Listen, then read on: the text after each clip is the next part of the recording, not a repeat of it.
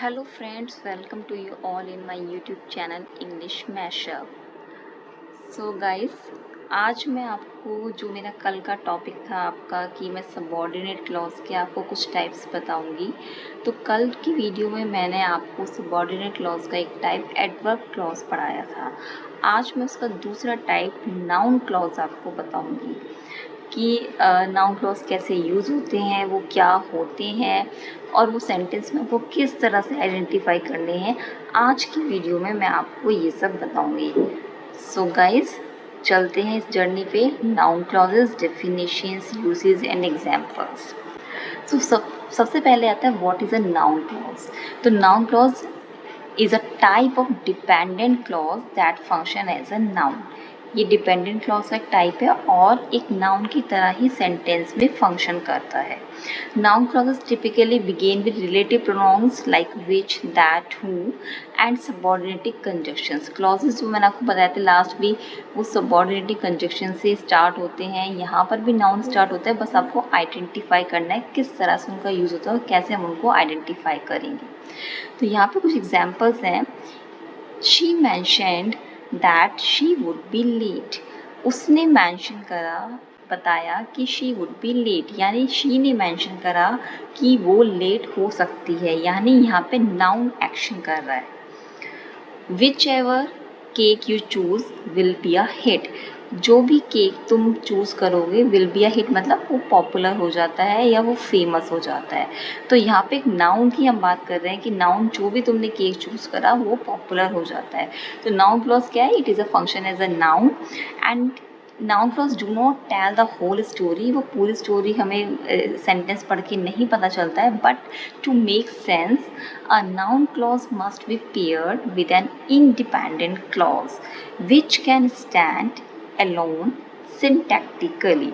यानी कि noun clause जो होते हैं वो इंडिपेंडेंट क्लॉज के साथ यूज़ होते हैं। वो must be paired with independent clause and syntactically का मतलब होता है कि आपका grammatically arrangement of the words in a sentence.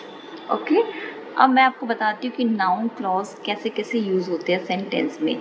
Noun clause हमारे बहुत टाइप से यूज़ होता है। लाइक एज अ सब्जेक्ट वो यूज़ होता है, एज अ ऑब्जेक्ट भी वो सेंटेंस में यूज़ होता है, एज अ प्रीपोजिशन भी, एज अ एडजेक्टिव भी।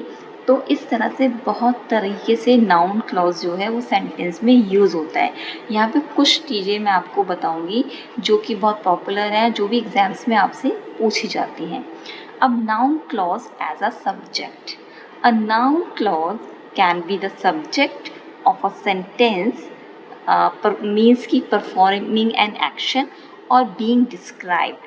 Subject generally come at the start of a sentence। तो जो noun clause होता है वो आपका subject होता है sentence में, जो कि आपका एक्शन परफॉर्म करता है और या फिर डिस्क्राइब करता है। और मेनली वो स्टार्ट ऑफ अ सेंटेंस, यानी कि वो सेंटेंस की स्टार्टिंग में मेनली जनरली देखे जाते हैं। तो यहाँ पे मैंने आपको एग्जाम्पल कुछ लिए हैं जो एज अ सब्जेक्ट यूज़ हो रहे हैं। जैसे कि what you said yesterday was inspiring, कि तुमने जो कल कहा वो बहुत ज़्यादा इंस्पायरिंग था। यानी कि तुमने जो कहा, यहाँ पे बात ये है कि किसने कहा, तो यहाँ पे बात हो रही है जो तुमने कहा, तो वो एज अ सब्जेक्ट पे बात आ रही है कि what you said yesterday was inspiring. Next है how the world will look in 100 years is difficult to imagine. यानी कि अगले 100 साल बाद ये दुनिया, ये संसार कैसा दिखेगा, it is difficult to imagine. तो यहाँ पे जो हमारा सब्जेक्ट है वो वर्ल्ड, दुनिया की बात हो रही है कि हम उसको इमेजिन करना, it is difficult to us. Next sentence है आपका example, why they came here is known to us. मतलब कि हम जानते हैं, हम क्या जानते हैं, आपका यहाँ पे क्वेश्चन है वाई, कि वो यहाँ पर क्यों आए हैं।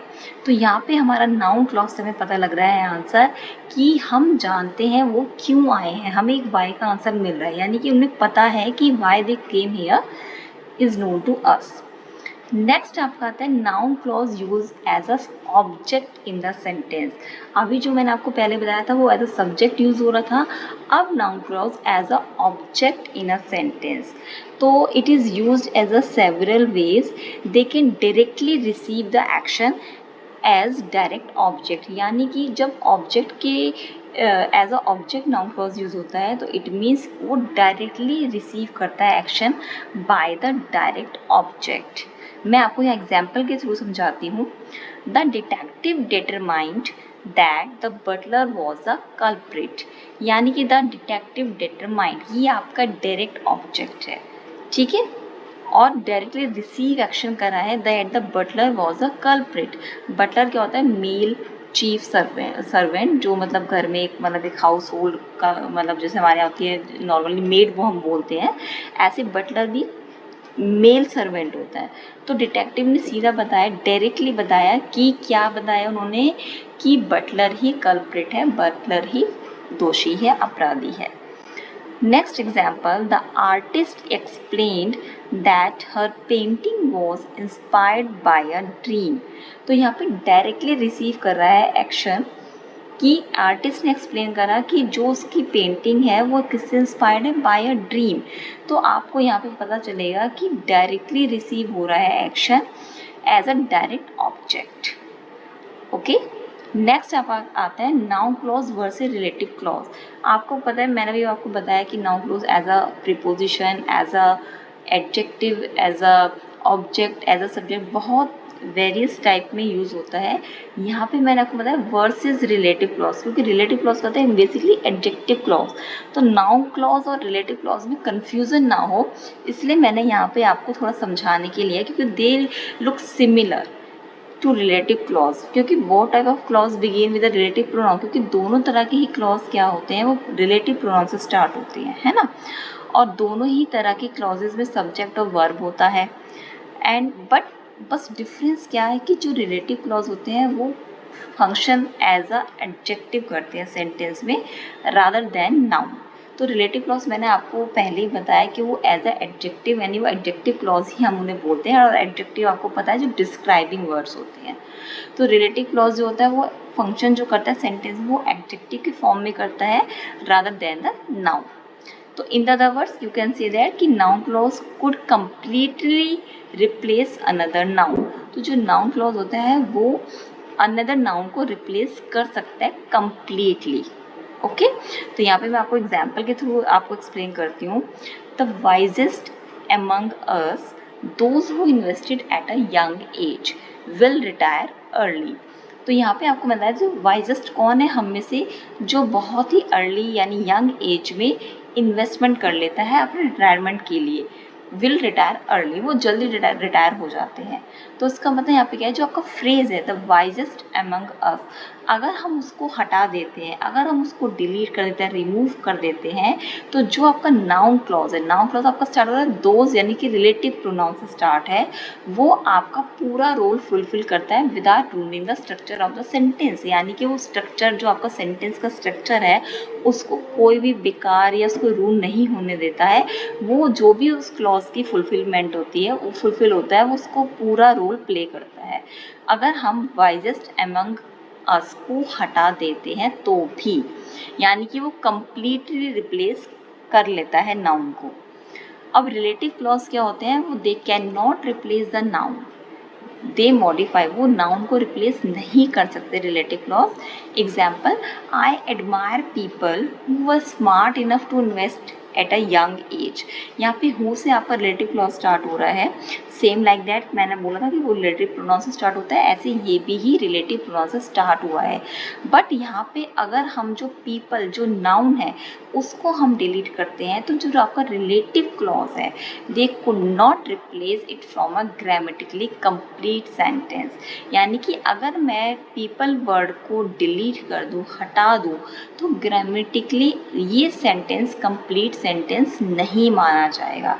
लेकिन ऊपर जो नाउन क्लॉज थी उसमें अगर मैं आपको वाइजेस्ट एमंग अस हटा देती हूँ तो वो आपका एक कंप्लीट सेंटेंस का स्ट्रक्चर बनेगा, वो आपको कंप्लीट सेंस देगा। लेकिन रिलेटिव क्लॉज आपका अगर मैं पीपल को हटा दूँ तो वो आपका स्ट्रक्चर कंप्लीट नहीं करेगा। यही आपका थोड़ा सा रिलेटिव क्लॉज और नाउन क्लॉज में डिफरेंस है जो मैंने आपको एक्सप्लेन करा है। I hope guys you will like my video, और जो भी आपके एडवर्ब क्लॉज को लेके डाउट है वो भी थोड़े से दूर हो गए होंगे, क्योंकि मैंने आपको सबऑर्डिनेट क्लॉज को मैं आपको टॉपिक लेके चल रही हूँ। मैंने लास्ट में आपको एडवर्ब क्लॉज बताए थे, आज मैंने आपको नाउन क्लॉज बताए हैं। तो नाउन क्लॉज की आई होप आप प्रैक्टिस करेंगे, तो जो भी आपके डाउट्स हैं वो आप इस वीडियो को बार बार देखिए, आपके सारे डाउट्स वो रिमूव हो जाएंगे।